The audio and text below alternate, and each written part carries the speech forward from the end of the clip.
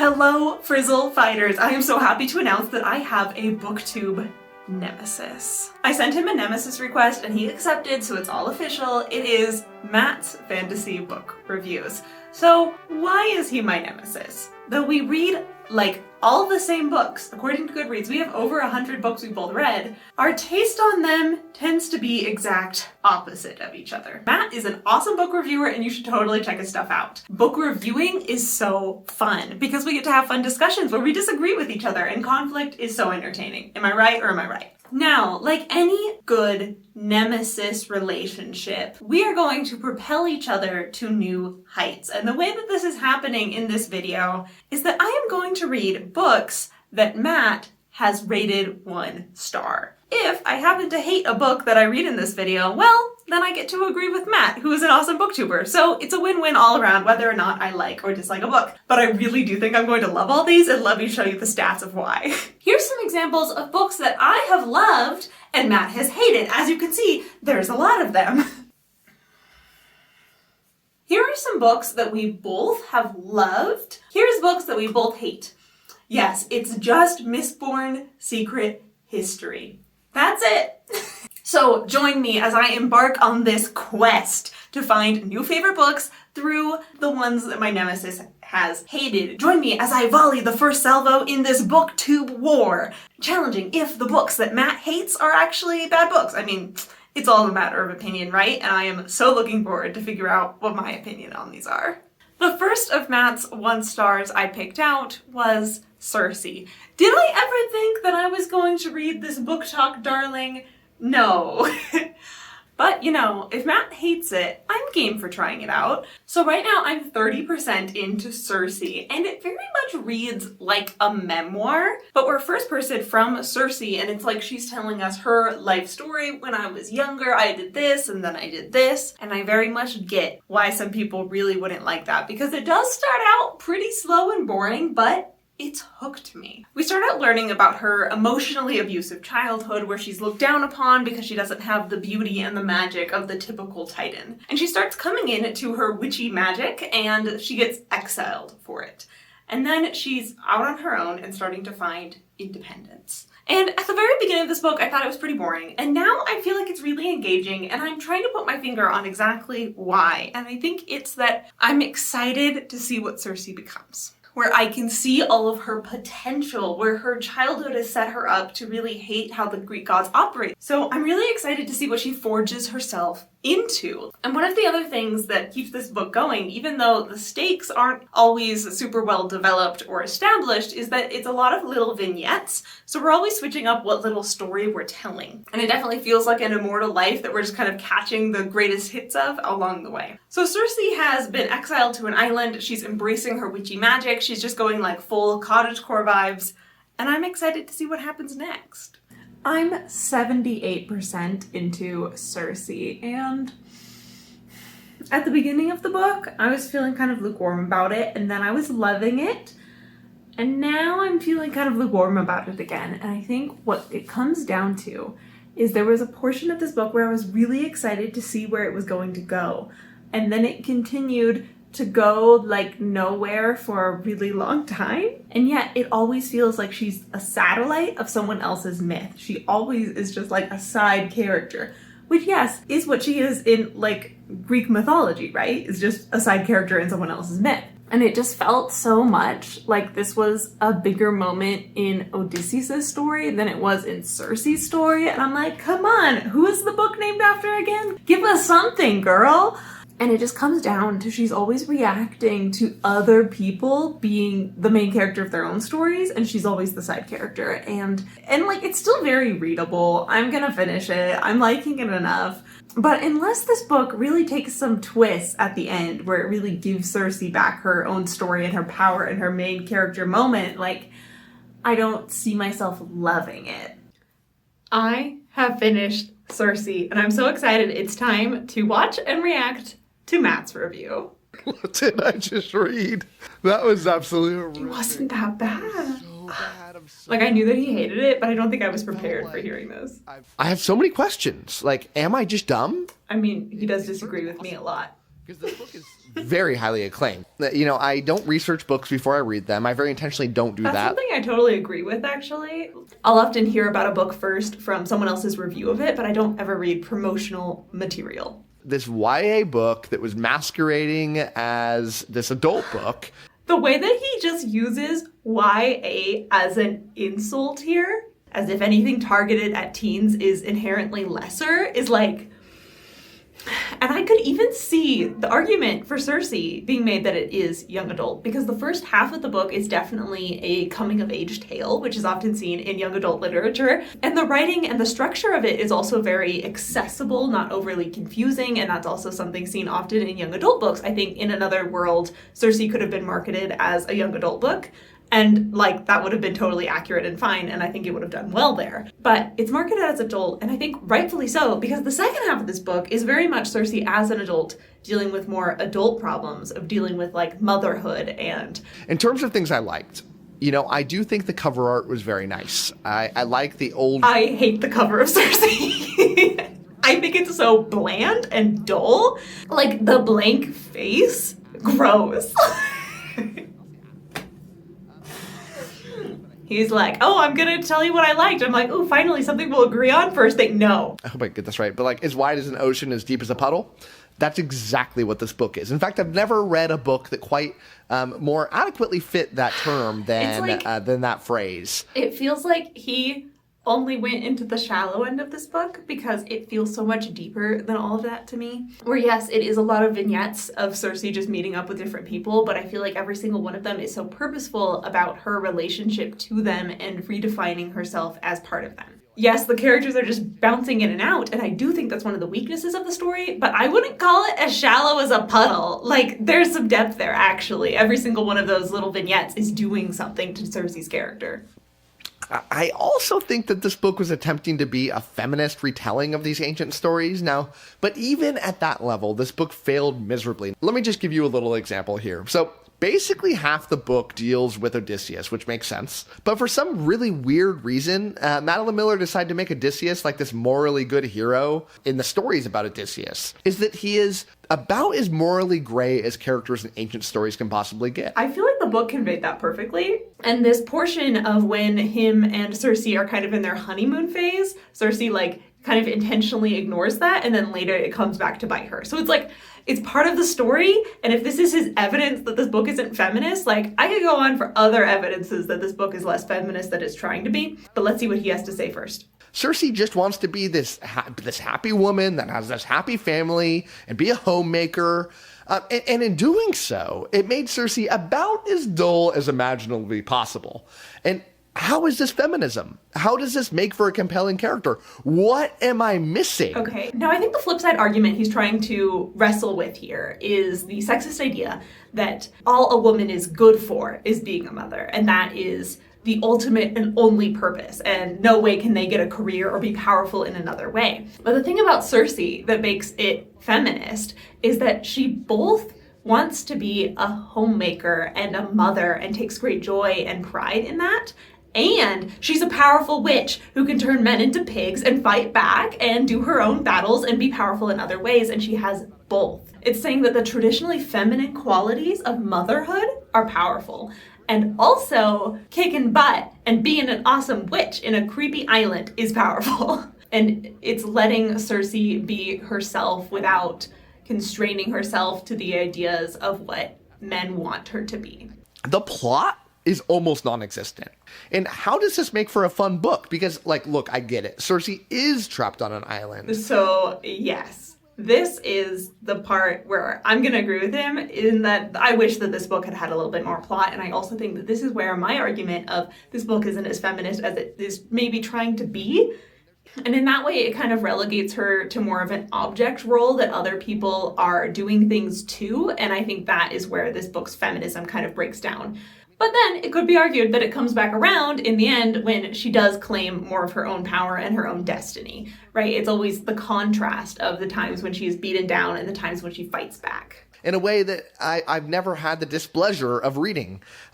In one moment, 1,000 years pass in like a single paragraph. And then in the next, we have like 2 days written over 10 chapters. It's absolutely 100% grade A ridiculous. What's the argument here? That it's bad for time not to pass perfectly linearly in a book? I felt like the sense of time passing in this book and it being kind of uneven is something I really liked about it because it really conveyed what an immortal life is, that there's flashes of intensity and then everything else is just kind of humdrum. Oh, another century passed, because time doesn't really matter to them. They don't count the days. Like, that's part of the book. I think definitely the pacing of this book struggled. There wasn't a feeling of direction for a lot of the middle of this book, but I don't think it's the literal time passing that causes the pacing issues. And this one takes the cake for the worst of the bunch. So the beginning-ish and the end-ish of this book were the strongest parts. The middle did drag. I felt like it had some pacing issues, but overall, I think I loved this book. I was definitely hooked, and it had me thinking and entertained the whole way through. I'm gonna give Circe 4 stars. Now, let's take a minute to dissect the differences between my book taste and Matt's book taste, because this is a thing, as you can imagine, that I've been thinking about quite a lot. So looking first at our rating distributions, I find the first tidbit of interesting analysis, where it seems like for him, it kind of defaults to 5 stars and then goes down from there, where the majority of the books he's reading, he's giving 5 stars. Which in some ways is awesome because it keeps his channel feeling really positive a lot of the times. But I also feel like it's a little bit of a weakness because then a 5-star feels so much less special. Because in my opinion, the default rating should be like 3 stars, which you can see in my rating distribution, where 3 stars is an average book, which I like.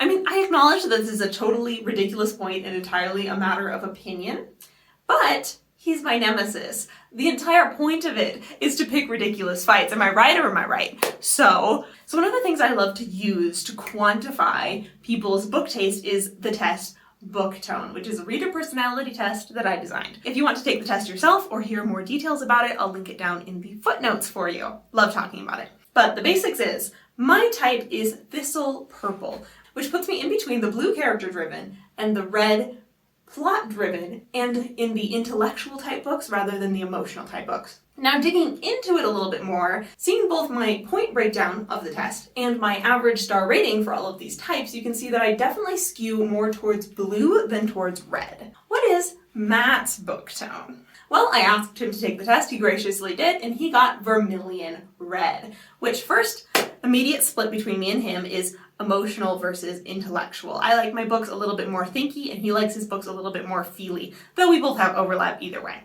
And while I am purple skewing blue, he is more red skewing orange, towards the opposite ends of the color wheel. Because looking at his breakdown, you can see that his orange scores also tied his red score. So let's resume talking about these awesome books that I'm reading that he doesn't think are so awesome. The next book I selected from the ones that my nemesis hates is The Book That Wouldn't Burn. I'm 20% into this book, and I'm absolutely obsessed with it. So this book follows 2 narrators. We have Lavira, and she is like 9 years old, living in the desert, ends up getting placed as an apprentice librarian. And I am loving following her chapters. Her personality of being so persistent in the pursuit of knowledge and advocating for herself is so fun to read. I'm also incredibly curious to see what she does with this library apprenticeship and how she adjusts to city life, because she's very illiterate, confused, has never even seen a book before, and now she's thrust into this world of scholarship where everyone sees her as lesser than. Now, our other protagonist is named Ivar, and we're also getting his chapters. He is a young adult who is trapped in the library. He's there with a few other young adults who are also trapped in the library, and they've been there for years. And it's been heavily implied they are kind of like the last of their civilization, and this civilization has been trapped inside of the library for like hundreds of years.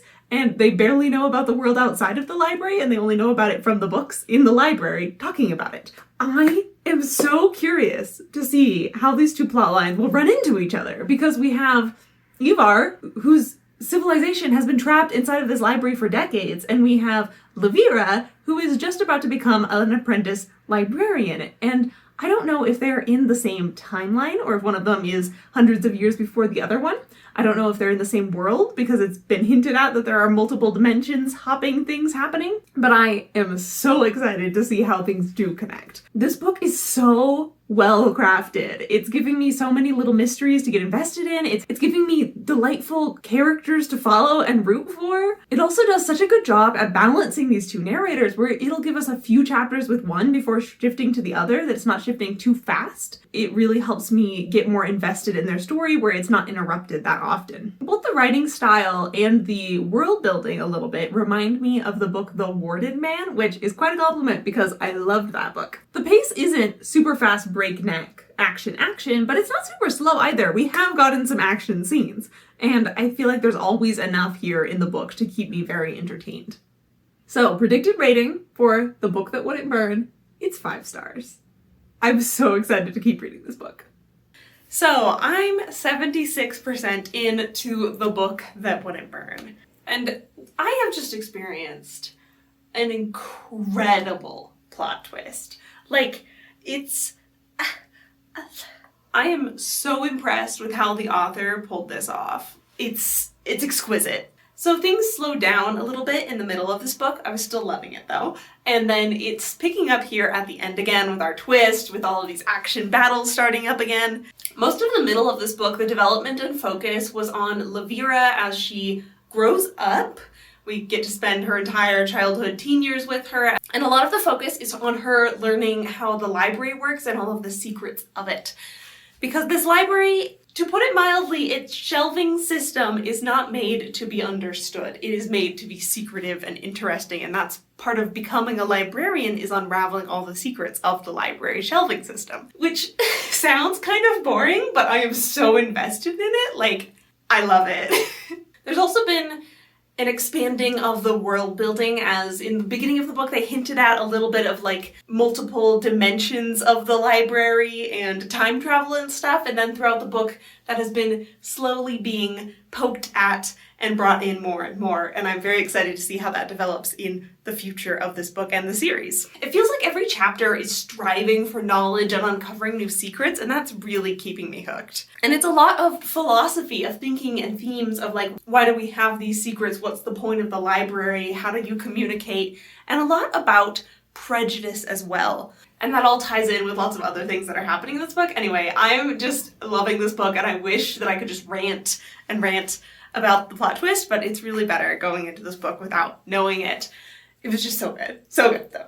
Like, I'm so excited to see how this plays out now that it's been revealed. Like, yes, yes, yes, yes! Anyway, predicted rating, 5 stars. Like, this project is going so well. Why didn't I get a nemesis sooner? I love it. I've finished The Book That Wouldn't Burn, and before I get into my final thoughts on it, I'm ready to watch Matt's wrap-up of it. I know from his Goodreads that he DNF'd this book, I don't know at what point, and he doesn't have a full video review for it, but I did find a clip in one of his monthly wrap-ups on it, so very excited. Let's watch. I predicted a 3 because I don't love Mark Lawrence. I've read 3 of his books now, and I didn't love any of them. Ooh, he didn't love any other Mark Lawrence books? Sounds like I need to pick up some more Mark Lawrence books. And I gave this one a 1. I DNF'd it. And tons of people love his stuff. The way he writes is very unique. It just doesn't work for me. This one was very, like, out there in that you had to read between the lines, and it was kind of, like, confusing what was going on and beautifully written. I don't like that kind of stuff. I want Steve to be a little bit more direct. I want my plotting to kind of hit more tight and show the plot a little more than let the reader infer it. Doesn't like that this book is beautifully written and just gives you the nice breadcrumbs of the world building and you get to put it together, but not in an overly confusing way. Like, I always felt like I knew what was going on. Like, that's exactly what I love about this kind of world building. Which again shows why Matt is my nemesis. We just don't see eye to eye on some of these things. I feel like on one hand, what he says here is correct, where a lot of the world building, especially when you get into like the dimension hopping time travel stuff I mentioned, doesn't come out and spell it all out for you, but gives you enough that you can put it together. Those gaps of what it doesn't come out and explain to you is what hooked me into this book so much, because I wanted and I needed to know how these all fit together. On the other hand, I feel like when he says that, like, it was confusing what was going on like a scene-to-scene basis. I always felt like I understood what was happening in a scene, and I was grounded and I was connected to the characters, and I knew what their goals were, how they felt about it, what was happening to them. So on that level, I feel like this book is very easy to follow. It's just some of the world building gets a little more cosmic, unexplained sometimes. And yeah, it just didn't work. But yeah, I get why people love this thing. Like me. So this is probably going to be abundantly obvious based on all my previous check-ins when I was predicting it being 5 stars. This book is 5 stars. Like, I loved every chapter of this book. I loved following our characters, how driven they were. I loved the way that this book built up to its plot twist so, like, intricately and perfectly, and pulled the rug out from under me and made me even more invested in everything that was going on because of it. Like, it was great. I love where this book ends off, where it wraps up a lot of the ongoing arcs of the book, but then leaves so much open to be explored in the next book, and so many little cliffhangers, and like, I need the next book now. I love having a nemesis. This is like the best decision I've ever made, best video I've ever made. Like, I'm loving this all. The third book I chose to read because Matt gave it 1 star was The Goblin Emperor. When I hit the first page, when it was just like several pages of pronunciation guide explanations, just pronunciation guide, more names guide, and then forms of address guide, and then history of the emperor's guide, and then you get to a list of persons, place, and things and gods, which lasts like 15 pages. Anyway, so my first impression of the book, being all of these pages of front matter, is kind of overwhelming. I mean, I did skip a lot of the lists and stuff. But as I got into the book, my feelings warmed and shifted. We are following an 18-year-old boy named Maya. His father is the emperor of the elf kingdom, big important guy. However, Maya has not grown up in this political life. He has been effectively banished his entire life because his mom was a goblin. Quite a scandal, you might imagine, that the elf emperor had to marry this goblin lady. For political alliance reasons, he pretty much immediately banishes her and her newborn son, and that is where Maya has spent his life growing up. It's gotten even worse because his mother died when he was young, and he was put into the care of one of his elf cousins, who was part of the whole political sphere until this cousin also got banished. So they were just kind of thrust together because they were both banished, and the cousin has been quite resentful of this fact, and their relationship is quite abusive. So Maya has grown up banished, neglected, abused. Very sad boy. And then his father, the emperor, and all the princes die together in an accident. And suddenly Maya is coming to the throne as the new emperor, and he is totally out of his depth. And I think the moment when I fell in love with this book, because spoilers, I fell in love with it, is when Maya is confronted with the fact that he's about to become the emperor.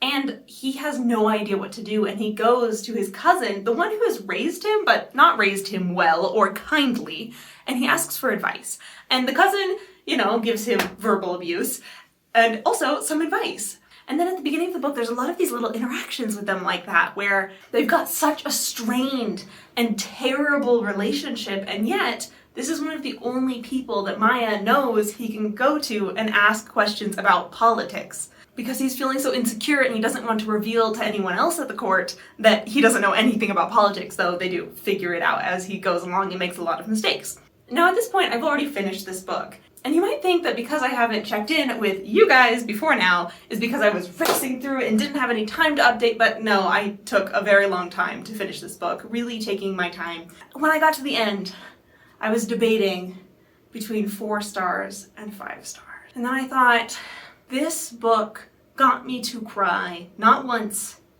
but twice.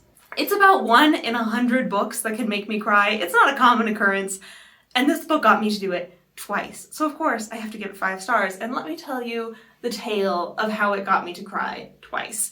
The first time was about 40% into this book, where Maya has been emperor for a little while and he's really trying to figure it out and do a good job. But then as he's navigating this incredibly difficult job of being a new emperor who has no idea about anything in politics and really trying to learn everything he can, he doesn't have any friends. There's no one who can really support him. He has advisors who have ulterior motives. He has bodyguards who say, no, we can't get close to you, we can't be your friends. He has people who are trying to flirt with him, and he knows it's just because they want political favors. Everyone has an ulterior motive, and there's no one he can really vent to, there's no one he can rely on, and he's just stewing in this feeling of like, he can't show any cracks because then he'll be a bad emperor. And he needs someone to hug him and tell him it'll be okay and have a shoulder to cry on, but there is no one for him. And no matter who he reaches out to, it's always these rejections. And yeah, I cried for him because I felt that moment of the social isolation, and it was just crafted so well. It's also through this part of the book that I appreciated how complicated the naming structures and how many characters are just thrown at us through this book, because my discombobulation of who even were all these characters was really mirrored in his discombobulation of who even are all these characters. There's always new courtiers and politicians being introduced to him, and it's a really intentional choice to throw all of this at the reader because it helps you feel overwhelmed just like he is feeling. It's also here in the middle that I found myself getting, of course, crying and down in the dumps and feeling like, is this ever going to end? Like, is this book just going to be an entire book of him having no friends and being overwhelmed? Because though I do appreciate what this book was doing here, it did drag on and I was feeling quite depressed about this book for a little bit. But then, the second time that this book made me cry was near the end. Our Goblin Emperor has finally gotten his feet under him. He's finally found his place in court, both by learning how the court works and how he wants to work with it and change it. And he's made friends. And I loved that moment. When he was making friends, when he was finding his peace, when he was finding a happy ending, I cried again. Because it was just so beautiful. This is an intensely character-focused story that's very intellectual, very much trying to overwhelm you to prove a point. And I feel like it takes it right up to the edge of going too far and doesn't go over. And then it's because it's taken you to these depths of confusion and distress that it can then bring you to the high when everything is resolved in the end. I loved it. I'm giving Goblin Emperor 5 stars. Now let's see what Matt thinks of it. All right. So I just finished up listening to the audiobook of The Goblin Emperor by Catherine Addison. And man, I dislike this book. I give it a 1 out of 5. Being annoyed in a book is never what you want to see. But everyone calls the Emperor in this book Serenity. They'd say, Serenity. How are you, Serenity? And so you end up hearing the word Serenity many, many, many times every page. So hearing Serenity every page, yes, it's there. I feel like it's the irony of it, where his title is Serenity when he's feeling the opposite of serene the entire book. And he's always trying to strive for the outwardness of presenting as serene because that's what's expected of the Emperor. And it's like every time someone calls him by his title, it's hammered home that he's failing. So I thought it was really clever. I can see how it would get repetitive and annoying.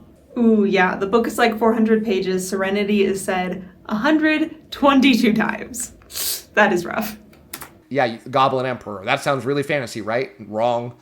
You could just swap out the word goblin for like pick your nationality, English. That's a really fair point. I totally agree. The fantasy elements in this book are so vague that it's pretty much just historical fiction with a little dash of fantasy flavoring. But yeah, you could just swap out the goblins and elves with any normal Earth nationalities and it would completely work. There's nothing about these goblin and elves that make them any different from just like humans, except they have pointed ears, I guess. I would not recommend this book for anybody. 1.5 out of 5 stars for me. I hope if you read it that you find a totally different perspective in this. Going back to the book tone discussion, it is so a light blue, light green kind of book, which is definitely in my wheelhouse of 5-star predictions, but not in Matt's. And it's definitely like the plot of this book is core intrigue, but that's not where the intrigue of this book comes through. The intrigue of this book is all centered on this one boy's journey. And I think Matt was definitely looking for the core intrigue of creating interesting plots and wars and spies and all of that kind of mayhem. So that makes for this video a 4-star, a 5-star, and a 5-star. I think this is the most successful video project I have ever had, and I am overjoyed about that. I love having a nemesis, and I'm very much looking forward to picking up more books that have negative reviews from Matt's fantasy book reviews. And you might be interested in this video of mine where I'm on a quest to find a favorite author.